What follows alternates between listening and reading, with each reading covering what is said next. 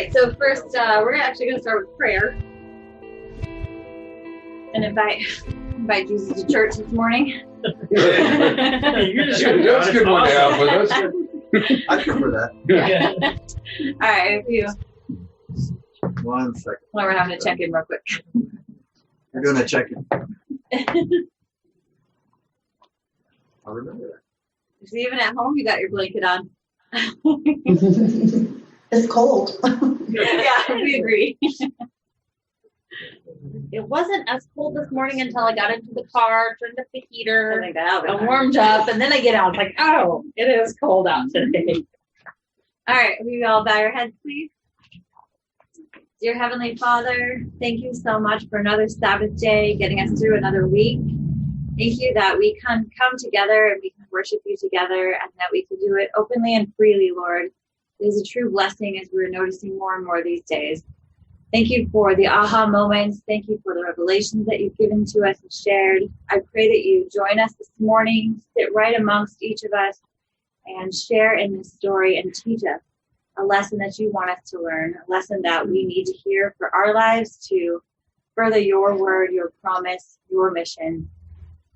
Lord, we are so grateful to be amongst you and chosen by you. Keep our faith strong. In Jesus' name we pray. Amen. Amen. All right, so I actually would like to read a little bit first before we start our video. So we're going to read from Genesis 7, and I want to read verses 20 through 8, verse 12. And I don't necessarily want to read, so we're going to start at chapter 7, verse 20. I can start. Okay. The waters rose and covered the mountains to a depth of more than 15 cubits. Everything that moved on land, birds, livestock, wild animals, all the creatures that swarm over the earth, and all mankind.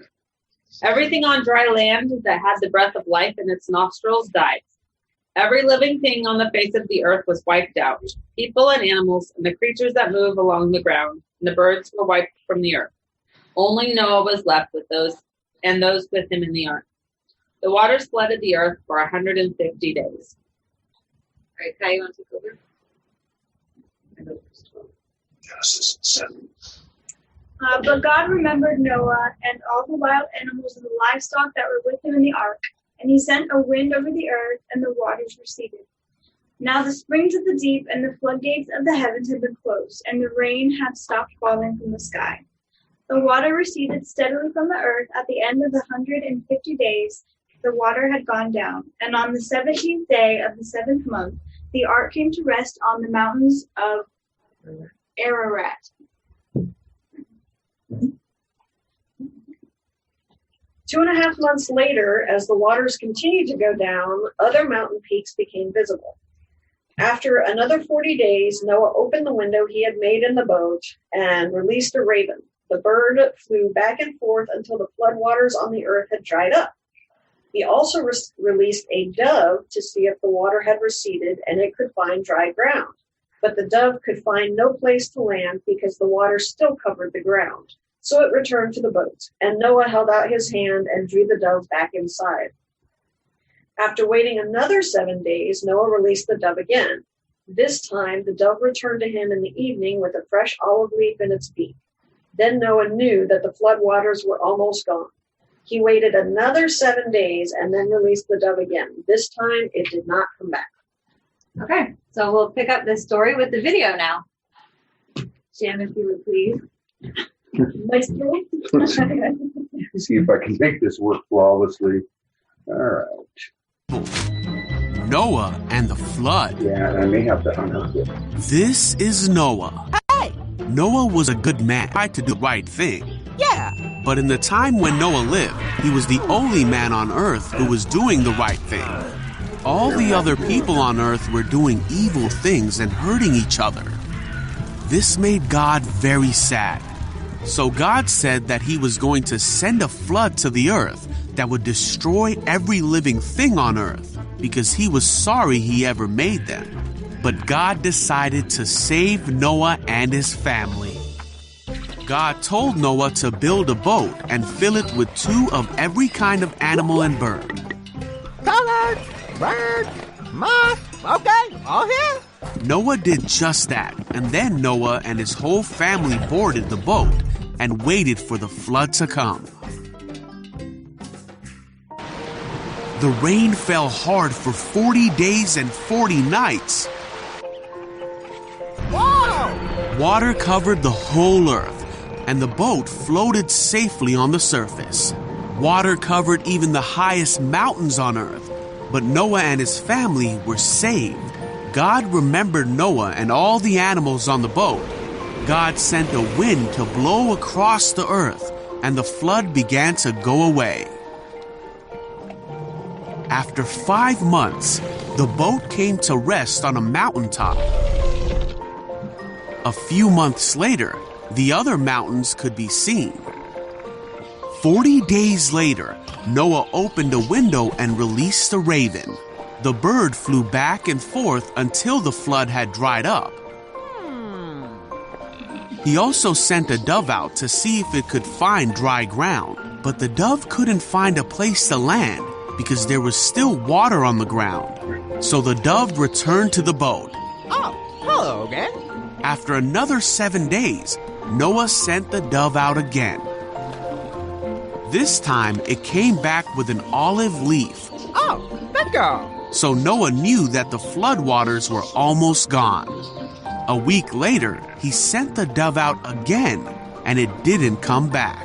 So many months after the flood began, Noah opened the covering of the boat and saw that the ground was drying.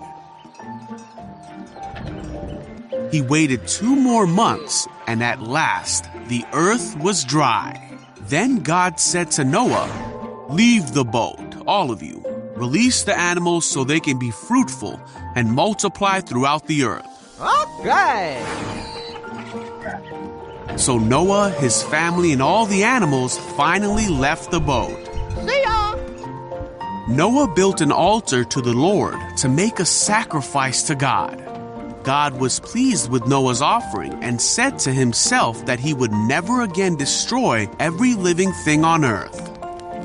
God blessed Noah and his sons and promised them that he would never send another flood. He gave them the rainbow in the sky as a sign of this promise to Noah, his family, and all of mankind.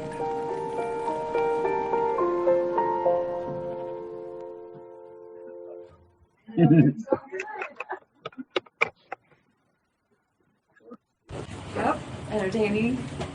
And they're biblical. I would say they're correct too. Yeah, 'cause Profound. I found some others. All You right. guys get that? Did it work? Did it work? Okay, good. Can you hear us now? Yeah.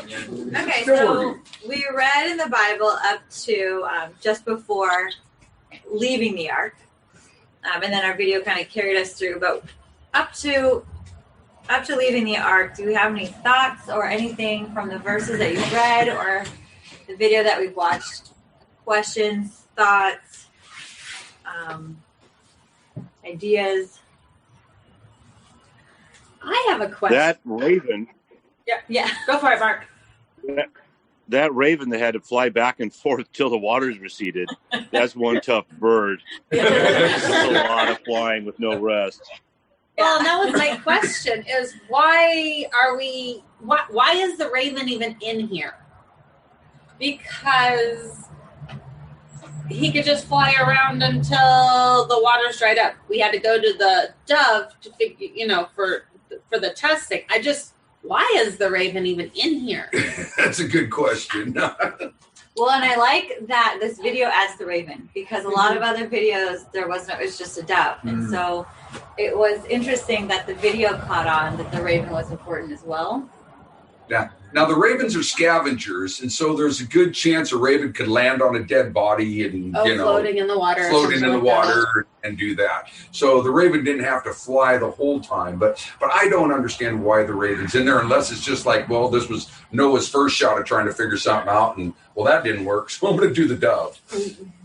Well, it told him stuff that there was things going on out there. The raven wasn't That's true. Good point. Yeah. And then you realize, well, the raven can land on rocks. He is a lot more of a versatile bird than a dove. Mm-hmm. And the dove is looking for seeds and leaves to eat. Right. Yeah. And the raven is looking for whatever. Well, yeah. Well, Yeah. oh, good point. Because if the raven would have come back, then Noah would have been like, "Oh, we're really in trouble." Yeah. Well, I was curious about why an olive branch. I mean, why not any type of other branch? Why an olive branch? I wonder if that's one of our reasons, one of the reasons that an olive branch is a symbol of peace now. Yeah. It is. It was because of that. Yes, it is. That is the reason it's a symbol of peace. And the olive tree back in those days was, olives were very It was like life, kind very of. important, very part of their main diet. But the interesting thing is really we know this, but all of that we know, the branch of peace, the commodity that it was, we learn all of that. That's after the flood, and so that this is the olive branch at the flood, where we don't know what the olive was to the people before the flood or anything. So that is interesting. Olive trees grow pretty fast too.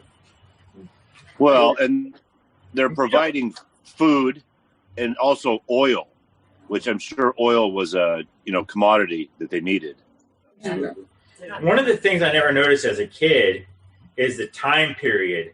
It's really big. It jumps over in like 2 verses, but it's months and months and months. It's about a year. Yeah, I think he A was year and 1 in the month. boat. Mhm. Oh, about a year. I think it said a year and a month in one of my versions. That's a lot of animal poop. Throwing it over the walls.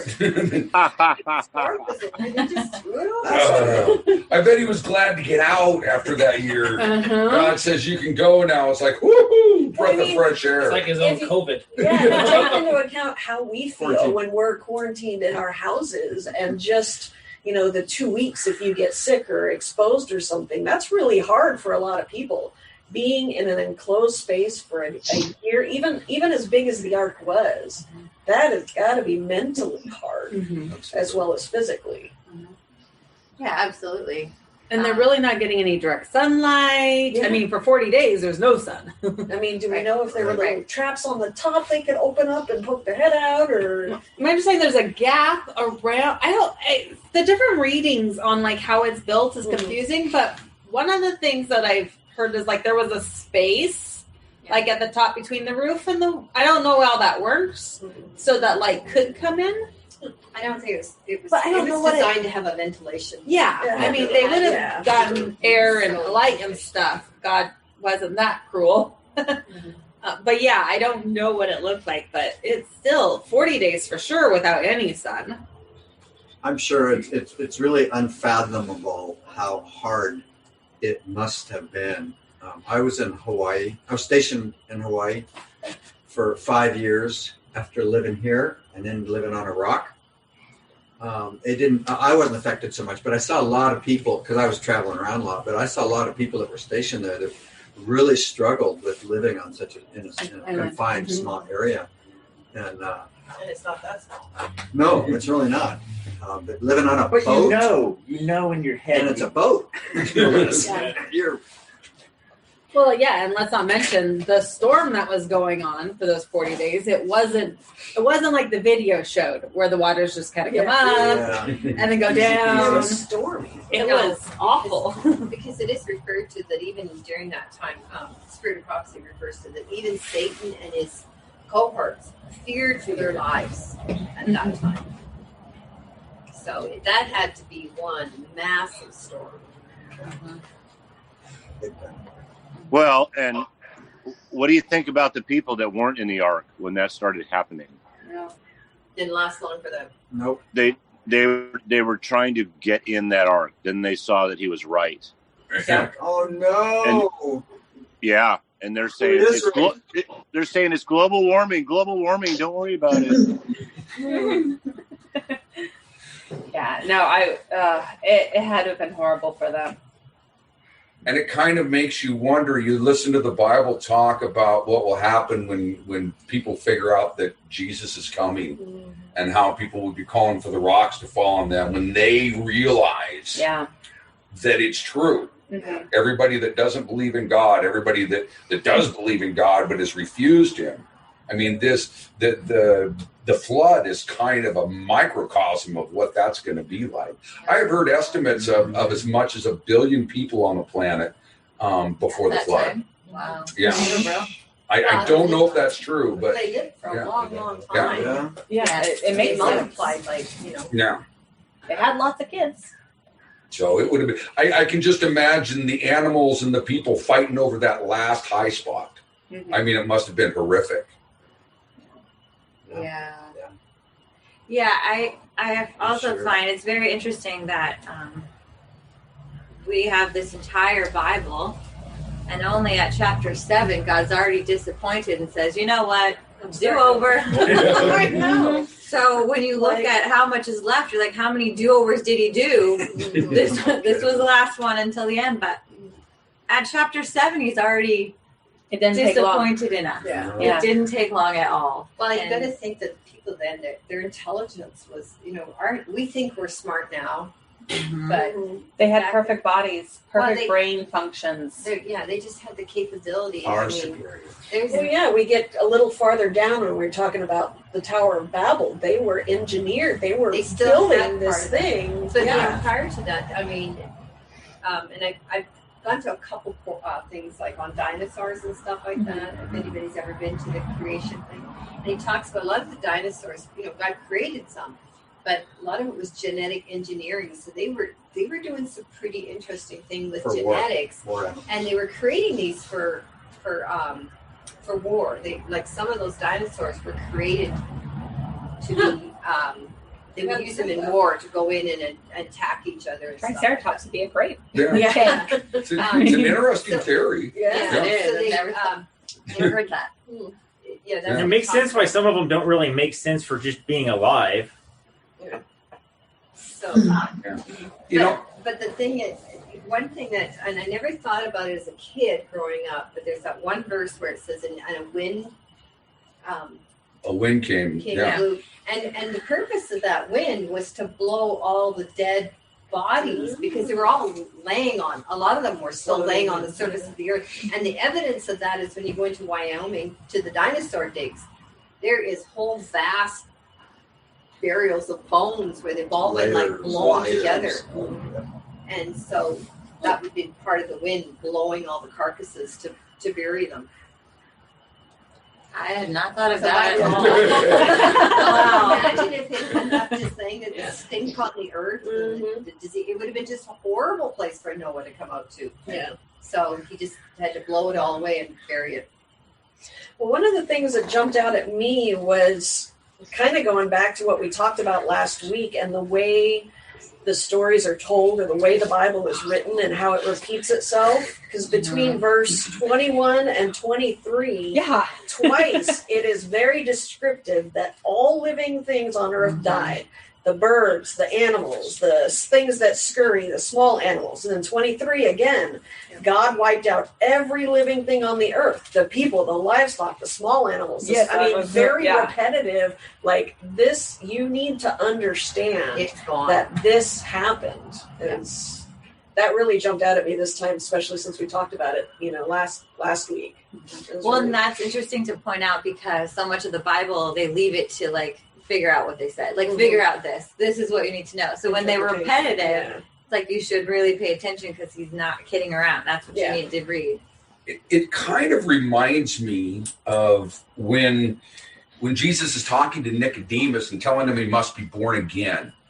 Because it was as if God couldn't tweak things and couldn't fix things and couldn't kind of steer it a little bit to make it better. God had to completely wipe it out and start over. And that's kind of what we have to do in our Christian experience is we can't just tweak our personality or just make it a little bit better. We got to completely just become a new person. Hey. Yep. I'd like to show you all something. I'm in my daughter's room right now. Can you see that? That's awesome. Nice. That's perfect. Actually, look at that. That's awesome. I've been meaning to go to the website of that ark that's been created. It was mentioned last week, I think. It's so cool. Have you been to it? I haven't been there. I just what Go I've to seen the on website? TV. Yeah, I'm sure there's videos and stuff. Oh, they probably. have got so many videos. If you want to know some scientific stuff on like the flood and go to the Sure, science. that's awesome. These are put on by scientists, Harvard graduates.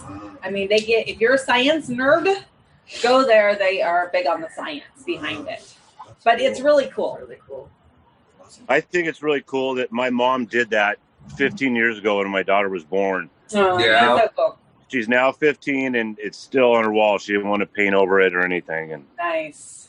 Well, I see it kind of as a symbol of our faith and our belief, along with creation. That the big, people who don't believe, they just think this book is a bunch of stories, a bunch of fairy tales, and we are foolish to believe that these things could have actually happened. Yeah.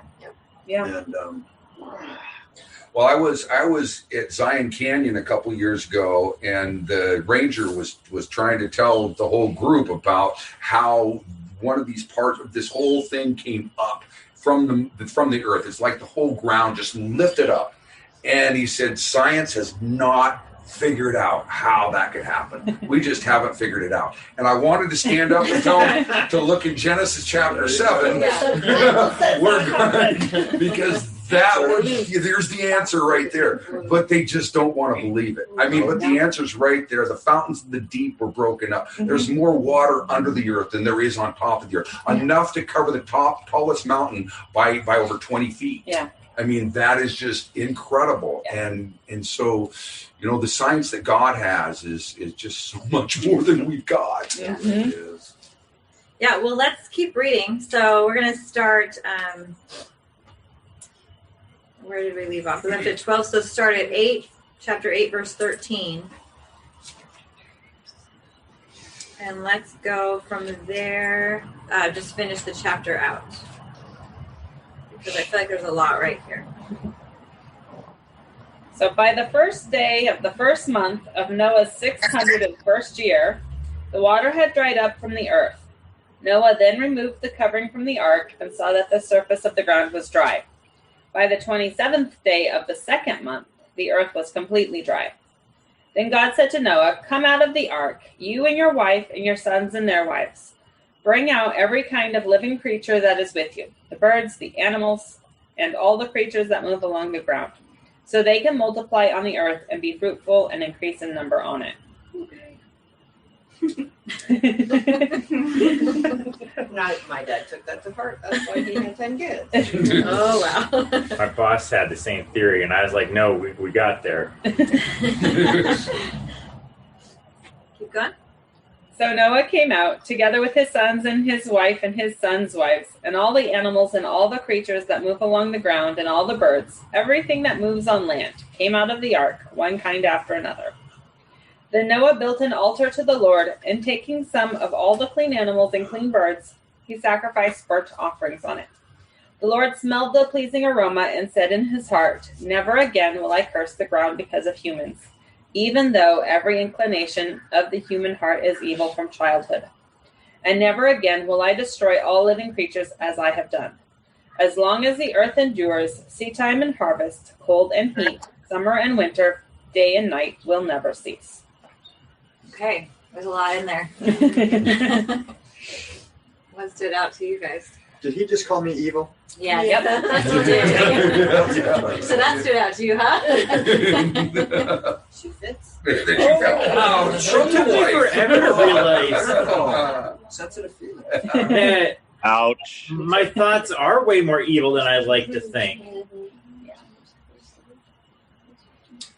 Well, we don't think of it as evil because it's like, they're selfish, but we don't equate selfishness with evil either.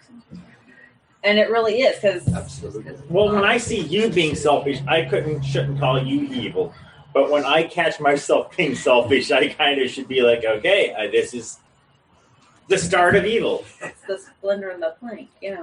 Yeah, I mean, Broden, do you remember what you said last night about sinning and just like how easy it is and how hard it's not to? Remember the thought? Do we have a question? Speak up. Do you remember what you said? About if you just think it, then you're like, boom, I already sinned. Like if you just, that's how hard it is It's not. just so easy to sin that it's hard to not. It's so insanely easy. Well, It's just impossible not to. We've got to be careful of what we call sin, though, because being tempted isn't sin. Remember, Jesus was tempted when he didn't eat for 40 days, and and Satan tempted him to eat the bread. He thought it. He thought it already. He thought I could just make bread. So temptation. He said, temptation. Dwelling on that temptation and visualizing that temptation, and then doing the temptation. That's the sinful part. But just the thought that Satan puts in your mind, that's not sin. Mm-hmm. So don't despair. It's okay to have these thoughts go through your mind. It's not okay to act on them. There can also be sinful thoughts. Yes, there can. So it's not subjected only to action, because you can have thoughts about. Well, when Sarah laughed when she was told she was going to bear children, that laugh and the thought were the same thing, because she thought in her heart that God's stupid. How can that happen? Kylie, finish your thought, though. Yeah. I was just saying that you can definitely have sinful thoughts based on temptations where you're not acting on anything, because you can. Well, I feel like I'm pretty sure I read somewhere in the Bible where it says, if a man looks at another woman while in a relationship, like lustfully, then that's already a sin, even if he doesn't act on it. Yes. And where's the line between looking and lusting? That's the thing. I mean, well, and I think as humans, we want it to be defined so that we know how far we can go, how close we can get. And not everything has that black or white line. There is a lot of gray areas, and sometimes all of the gray area is somewhere you don't want to be. Mm-hmm. But as humans, we push ourselves as close as we can get because we want to set those limits so we know how far we can go. And that's a danger. That's really dangerous to do, but we do it. It's fortunate for us that God knows the heart. Yes. And so he knows where that line is. And we do too, if we're really honest with ourselves. Mm-hmm. We and the problem a lot of people have is they get these thoughts in their mind and they think that that's their thoughts. But a lot of times that's the enemy's thoughts. That's Satan's thoughts that he's putting in your mind. And if you don't realize that and you think they're your thoughts. I think it's the meditation of those thoughts. I think the thought going in someone's head isn't the sin, but when you sit there and you start meditating and thinking about it, that's when it becomes the sin. Because it's like you said, Satan sometimes puts those thoughts in our head. That doesn't mean we sat there thinking about that. It's when we keep dwelling on it. Yeah. Thank God Satan cannot read our thoughts, or we'd all be doomed. Yeah. I'd like to say that I don't totally agree with what Jim said on we know, if we're really honest with ourselves, we know where that line is. I think there's times when we do. But I think there's times when it's hard to know. I've been proved wrong where that line was. I've thought, this is fine. I've thought that a million times, that this is fine. I mean, maybe if I really questioned it, but I'm not when it comes to acting, I'm like, I got a good idea and I act. Well, and that's why it's so important for us to spend so much time in the Word. Amen. And God won't hold us accountable for what we don't know. But once we know it, he holds us accountable. In times of ignorance, God winks. Thank goodness. Acts 17, yeah. And I think it's a reminder to consistently, one, be in the Word, and two, ask him. If you are questioning at all whether this is the line or this is right or wrong, ask him. And if you truly want to know, I believe that he will answer and he will show you yes or no. I also think though in that, like you were saying, we like to find where that line is. So we know just how much of our way we can get. And I think that's another indication to go, wait, am I looking for the line? Maybe I just need to back off and go a different direction. Yeah. And different people have different lines. That's right. Choosing not to know. We're all been wounded by different things. Tom?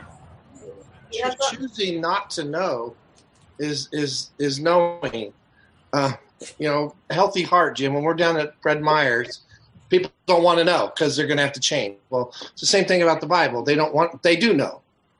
They just admitted they know. And choosing not to let that grow is the sin. Right. Well, and if you really have to ask a question, if it's right or wrong, Probably. it's probably not okay. Yeah. Red flag. That's true. Sometimes choosing ignorance, like you know you don't know, but you don't want to know because you just want to keep being blind and doing what you're doing, and that's a choice. Yeah. Well, and to James's part, where I'm wrong on partially on what I said is we're really good at justifying ourselves. Yes. We're really good at just saying, hey, it's because of this that I'm doing this, and yeah, we can get away with anything if we do that. Mm-hmm. Yeah. There is no way I would have stopped at that Healthy Heart booth there at Fred Meyer, except for it was Jim. I did not want to know all my bad healthy habits. I did it, and then I regretted it. And if I ever see him again in there, I'm going to walk around the other end of the store. I have a couple of verses here. Can I share them real quick? Yes, please. Okay, so there's one here that is it's Acts 17:30, speaking about how God winks at ignorance. But then there's Hosea 4:6 that says, my people are destroyed for lack of knowledge, because they have rejected knowledge, which meant they rejected to go learn it. That's why they have the ignorance. I will also reject thee. That they shall not be priests to me, seeing that they has forgotten the law of God. I will also forget thy children. So I think it's interesting, the contradiction that's there, but yet it's not contradicted. Yeah.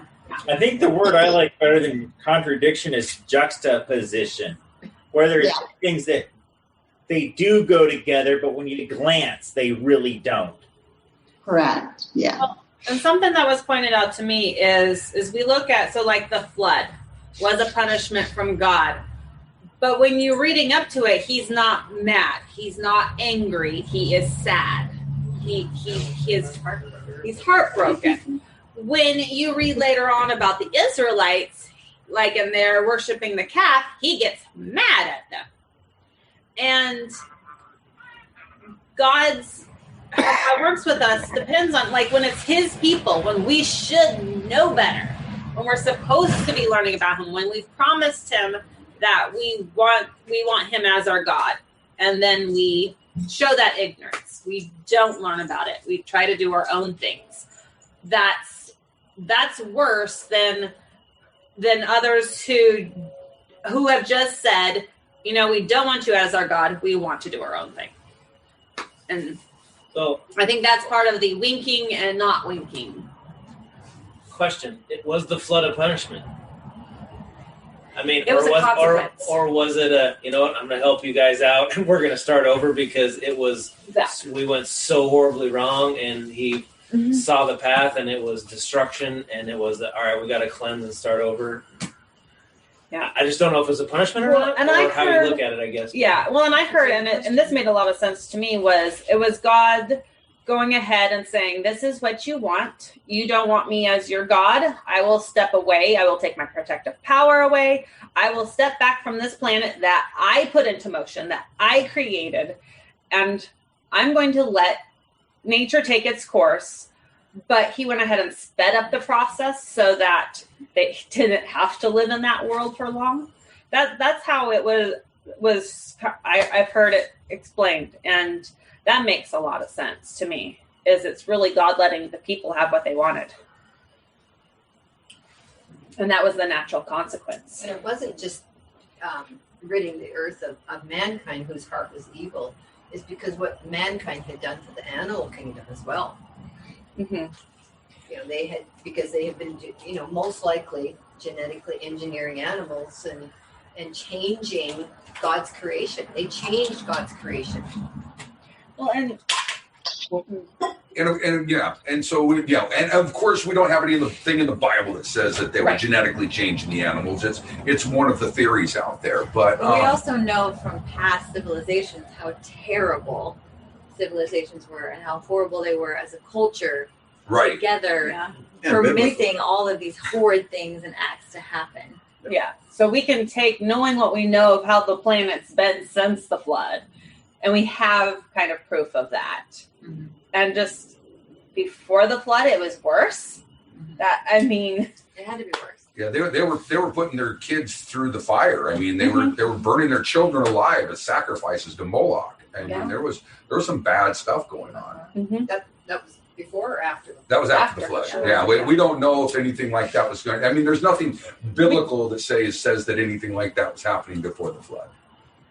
Yeah, and there's a comment in mine that says God's reason for sending the flood was to destroy all the earth's wickedness. Yeah. It wasn't just, you know, I've got to start over. It was getting rid of the wickedness in the people and washing them, or, you know, creating them anew. Not that, I mean. Yeah, but we'll find out next week he didn't get rid of all the wickedness. I think we know today. Well, that reminds me of when you were bringing up the animals and how it was reiterated that all the animals were killed, all living things, and what you just said about wickedness being killed. You know, God many times in history, in biblical stories that we know happened, God gave specific instructions on killing everyone. Yeah. And it seems brutal and unfair, but there was a reason. Yeah. Well, and that's great because I want to point out that so Noah built an altar to the Lord, and then God said, "Never again will I curse the ground because of humans, even though every inclination of the human heart is evil from childhood. And never again will I destroy all living creatures as I have done." He just reiterated the same promise twice. And then as we're going to continue reading, he shows a symbol of that. And then the verse that I put in the email that I just love and stuck out to me the most was chapter 8, verse 22, that says, "As long as the earth endures, seed time and harvest, cold and heat, summer and winter, day and night will never cease." And that to me is an amazing promise, especially during these times right now, because I feel like seed time and harvest is being attacked. And I feel like we're in trouble of losing some of that. And he says, no, it will never cease. You will always have it. So same with the day and the night, same with the summer and the winter, like with global warming, all of these things. He says, no, I will keep this going. You can trust in this. You can have some rhythm, some confidence. The day will come, the night will come. And that is another promise that I think is amazing to hold on to, especially during these crazy times we're in right now. Yeah, and I've had some people question, well, God said after the flood he was never going to destroy everything again. And yet we have the Tower of Babel and all these other people who are being destroyed and Sodom and Gomorrah, whatever. But he didn't destroy all living things on earth as he did in the flood. It was just directed at people. That's right. So he did keep his promise. Right. Yeah. And I see people questioning that. It's like, no, he did keep his promise. Yeah. Well, go ahead.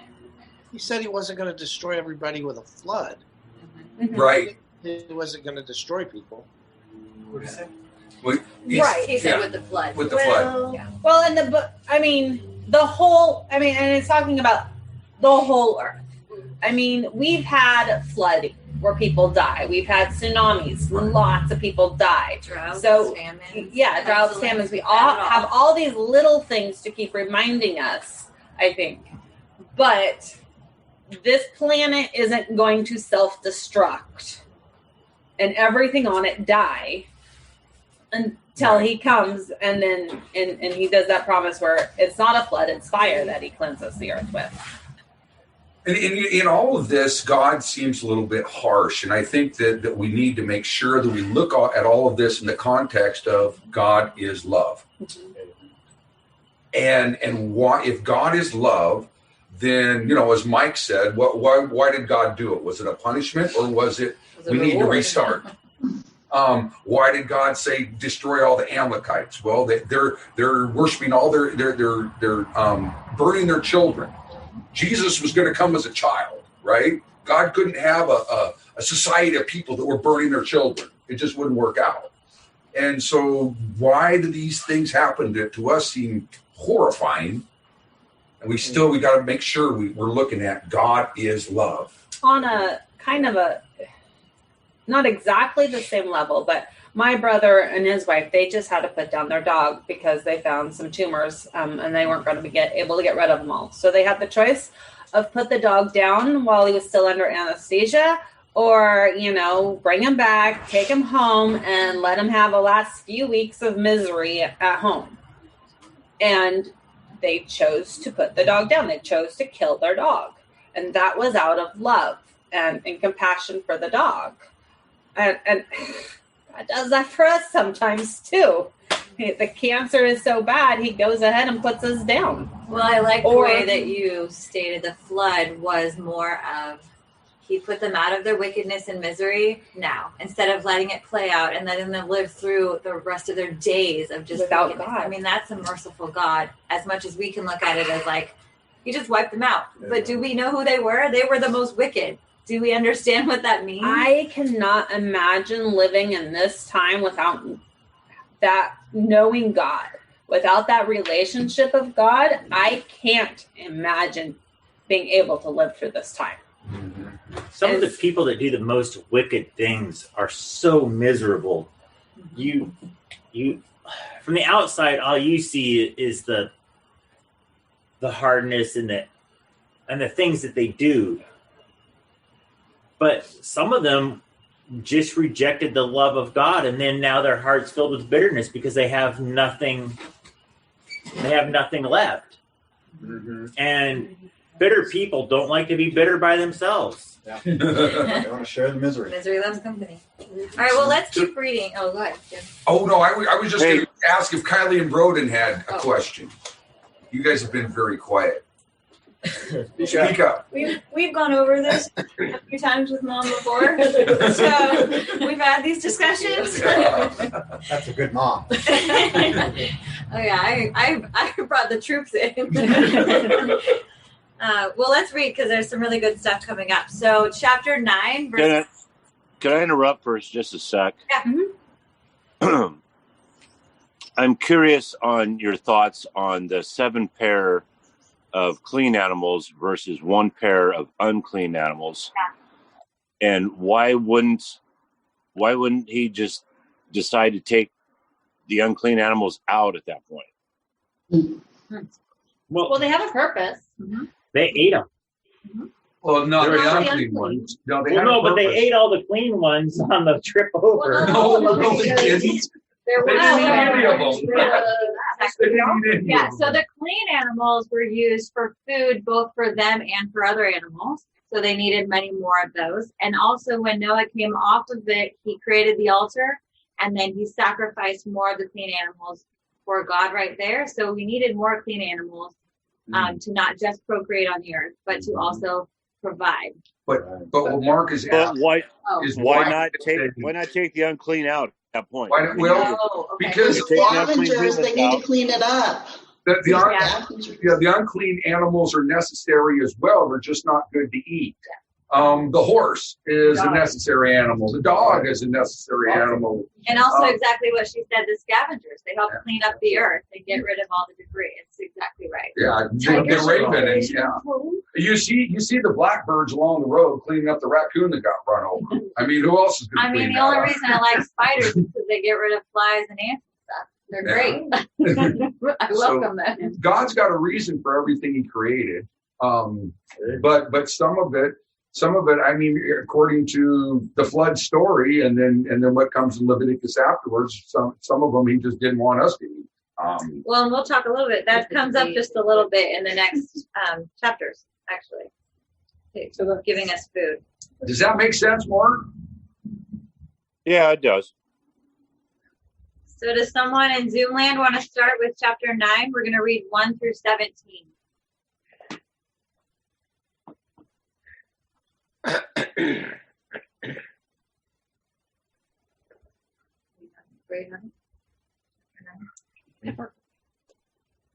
Sorry, I thought we were done. Then 9 through 17? 9:1 through 17. 9:1 through 17. Yeah. Then God, was somebody else going to read? I think Tom was, but. Tom, are you reading? So God pleased Noah and his son, or blessed Noah and his sons, and said to them, "Be fruitful and multiply and fill the earth. And the fear of you and the dread of you shall be on every beast of the earth, on every bird of the air, on that move on the earth, and all the fish of the sea." Excuse me. "They are given into your hand. Every moving thing that lives shall be food for you. I have given you all things, even as the green herbs. But you shall not eat flesh with its life that is its blood. Surely your lifeblood I will demand a reckoning from the hand of every beast. I will require it and form the hand of man. From the hand of every man's brother I will require the life of man. Whoever sheds man's blood, by man his blood shall be shed. For in the image of God he made man. And as for you, be fruitful and multiply. Bring forth abundantly in the earth and multiply in it." Then God spoke to Noah and to his sons with him, saying, "And as for me, behold, I establish my covenant with you and with your descendants after you, and with every living creature that is with you, the birds, the cattle, and every beast on the earth, with you, all of that go out of the ark, every beast of the earth. Thus I establish my covenant with you. Never again shall all flesh be cut off by the waters of the flood. Never again shall there be flood to destroy the earth." And God said, "This is a sign of the covenant which I make between me and you and every living creature that is with you for preparational generations. I set my rainbow in the cloud, and it shall be for the sign of the covenant between me and the earth. It shall be when I bring a cloud over the earth, that the rain shall be seen in the cloud, and I will remember my covenant which is between me and you and every living creature. All of all the flesh, the waters shall never again become the flood to destroy all flesh. The rainbow shall be in the cloud, and I will look on it to remember the everlasting covenant between God and every living creature of all flesh that is on the earth." And God said to Noah, "This is the sign of the covenant which I established between me and all the flesh that is on the earth." Well, he kept saying himself over and over and over to me, but yeah. Yeah. And it looks like we were talking about God's promise. It was specifically water in the blood too. Yeah. And he said a sign, which I think is amazing that he said a sign from before the flood that thousands of years later we still see it today. Like we can see that, oh my gosh, this is still in the clouds today. And people still marvel at it. Yeah. And your video. Yep. I still take pictures all the time. I know. Yeah. So was the rainbow just non-existent before that? Correct. There's a really good chance that no, because the water was not. We didn't have rain. There's a good chance we didn't have rain before the flood. Right. So they all came from the. Yeah, the Bible says the mist covered the earth in the morning. So yeah, no rainbow before the flood. So they were the first humans to see a flood or to see a rainbow. Possibly a flood, but. Where we're living right now, it's Hot Springs, Arkansas, and there's 80 hot springs here, and the Indians called it the Valley of Vapor. And in the mornings, there's that mist. And everything, you don't have to, nobody has sprinklers out here. You don't water your lawns in the summer, but everything is green. It's beautiful. Nice. Yeah, that's really cool. So that's how it was then. Yeah. Hot springs. Take it. All right. So now it also to me is quite a resemblance to Adam and Eve, where they now are the only people on the earth. They need to multiply, be fruitful. They're in charge of the animals. They're the stewards of the earth now. I mean, this is very similar to Adam and Eve and a fresh start and starting over. Now it's up to them. And there's 8 of them and we see what happened. But that's a huge charge to have. And Noah's already 600 and some years old. 601. Yeah. Starting only one difference he adds. He gave him now meat to eat. Mm-hmm. He never gave Adam meat to eat. But I did notice that in here he says,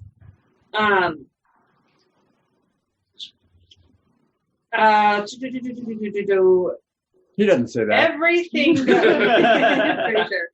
Everything that lives and moves about will be food for you.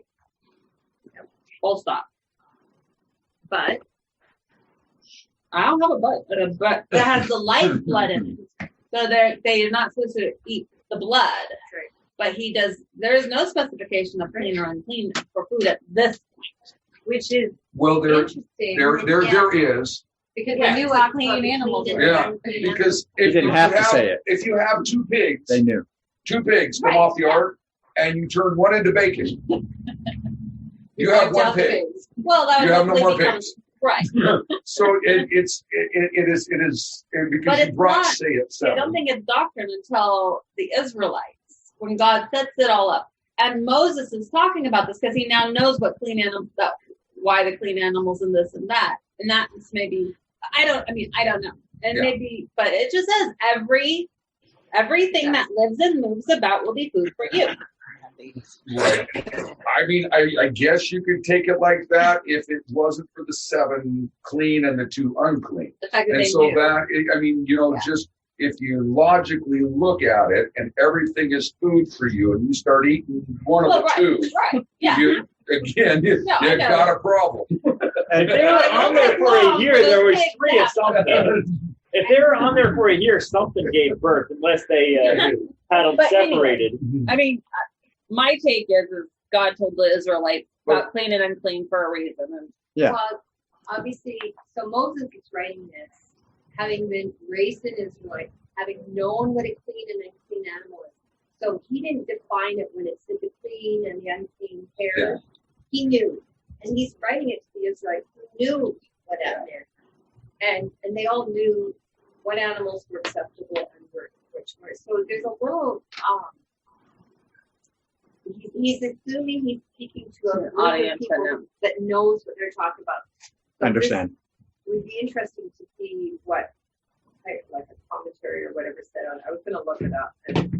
But also, just that they only sacrificed the clean animals to God. That was the purpose of the 7 pairs. So, and part of the sacrificial system is they ate a part of the sacrifice. Right. I think this is a good opportunity to bring up one of those common challenges in scriptures when there's a verse that kind of like, does this change things? Or so we know that we're never supposed to take one verse at a time. We need to consider all the verses on a topic and be logical and thoughtful and careful about what's out for a reason. And so that's one of those little lessons that are just good for me. Actually, God you guys back? He does clarify later in the Mosaic laws given at Sinai when he's talking about it. He said, if you eat what I give you, you will not suffer the diseases of Egypt. Yeah. And they've shown that Egypt, when they do the looking at the mummies and all that, they suffered from heart disease, arteriosclerosis, diabetes. Yeah. All the things our society suffers from today, and people today eat a very large diet of unclean creatures. Yeah. No. So. Well, my personally, what I've done is chosen to live by the standards that God gave, and I guess that's my personal convictions. Yeah. And that's how I do it. And so everybody's got to live by their personal convictions, because to me, what God's saying to me is, this is what I made for you, and this is what you should eat, and this is what you shouldn't eat. And so, but to eat, everybody's got to decide that for themselves. That's just my personal conviction. Rochelle's exactly right. It's not a salvation issue. You're not condemned if you eat unclean or you eat whatever you want, but you're going to live a healthier, better life, and you're going to be a better temple for God if you follow. It's just good health. It's a very strange way to say something. It is a salvation issue if you're convinced and then you don't. Well, sure. Yes. That goes with anything. Yeah, because that is the question. Then what do we say is a salvation issue? Right. Because everything cannot be a salvation issue. Let's talk about the rainbow. Anything could be not a salvation issue. Well, I also what did find God say? It's interesting that he talks about whoever sheds human blood, by human shall their blood be shed, because you would think theoretically, as you start fresh again, we're not going to kill, we're not going to shed human blood, but he knows the human heart. Even with the 8 believers, the 8 lovers of God, he still has to put these in their hearts. They were believers, but just like you look at Sodom and Gomorrah, Lot and his daughters came out of Sodom and Gomorrah pretty twisted. Yes. You look at what they did later, and their comprehension of how to behave was... Yeah, well, we look in Ham later on disgraces his father, and I haven't looked into this, but somebody had said that really what that says is it wasn't just say he walked in, saw his dad naked, left, and said, "Hey, Dad's in there naked," and passed out. That it was worse. I want to see that. the cartoon of that one. And so that's a real confusing part of the Bible. It is. We don't know what exactly happened. Somebody was saying that the interpret what is how it's said in Hebrew and all of that is it was worse than that. There was something worse than that. So this is one of the boys fresh off the boat. I mean, that's in the next chapter. It is. So God knew our off the hearts. boat. God knew their hearts. And it also shows he saved those who maybe weren't entirely worthy to be saved, but because of Noah. Or they were worth being saved, but their hearts were still twisted. And their Would they have minds. got on the boat if Dad wasn't building it? So there's a. But also, how could he populate the earth again if it was just Noah? Right. Well, how could Abraham? He would have had to have more kids. But how do you do that if his wife wasn't there too? We never mentioned it. Kind of hard. No. She was She's there. on there. his wife. But I'm saying, even though Noah was the only righteous one that God remembered or recognized, they can't hear you. And then we're recording, and so the recording. Okay, we're going to repeat for you. Hang tough. So even though Noah was the only one that God specifically recognized as being righteous to save, he included Noah's family, his wife and his sons and their wives, because one of the commands was that he needed, after the flood, he needed to repopulate the earth. And you can't do that with one person. I'm going to speak up for Even Noah's with wife 2 here people. really quick. I mean, this was a society where it was very lineage was very male. So I have a feeling Noah's wife wasn't that bad. I mean, just because it says that Noah was the only one, more than likely Noah and his wife were probably a pretty good team on that. But obviously the boys weren't perfect. And even Noah wasn't perfect. Right, exactly. But They weren't perfect. he was good enough, and he was still following God better than anybody else. So when Job was married, go ahead. Well, Job lost his kids, but he didn't lose his wife because he was married, and 2 flesh become 1 flesh. Even when she told him, curse God and go off and die, Satan couldn't kill her because God said you can't kill Noah. So Job, but Noah and his wife were one flesh. That's a good point. Yeah, good point. So the one thing that impressed me was Noah had 7 of an animal and he sacrificed. And I'm telling you, I mean, when you land on the earth and there's nothing there except you and a few animals, and at least one olive tree, and you sacrifice one of them, it just shows. Then it's a sacrifice. It's a sacrifice. And it shows that Noah trusted God to provide more, babies or whatever. That this wasn't, if I kill this animal, it's not going to be the last animal that I see. Right. Well, he just trusted God. He didn't stress about how God would solve it. After what he'd been through? We had this misconception that, when God gave Adam to eat animals because that's all there was, the earth was bare. There was an olive tree. If an olive tree was growing, there was going to be something else for them to eat. Eventually. There was, why wouldn't it? If the olive tree was growing, why wouldn't there be spinach still growing? I mean, spinach is a little bit less robust. Well, I'm just I'm just saying. There was vegetation. Yeah. Right. Olive trees, there was food for them to eat. And the animals, they had to be fed when they went out. So God would have had to provide stuff for the cows to eat and all that. Yes, they had provisions on the ark. And I don't think we were feeding the wild animals at that point. They left the boat and come back. And they didn't eat each other because there was only 2 of them. So the animals didn't eat each other for a while. Like Tiger didn't go out and eat the cow or kill the something else to eat it. So they and there was stuff for everybody to eat. Yeah. We think of it, when you see the little videos of the earth was just bare. No, it had to have been green. There had to be stuff growing. Well, he waits 4 months after the dove.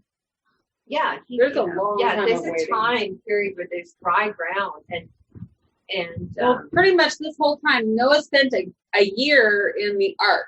Right. Only 40 days and 40 nights did he have the flood waters happening. And so from that time on, it took 150 days for them to start receding. Right. So you have this time where they're still they floated a long time.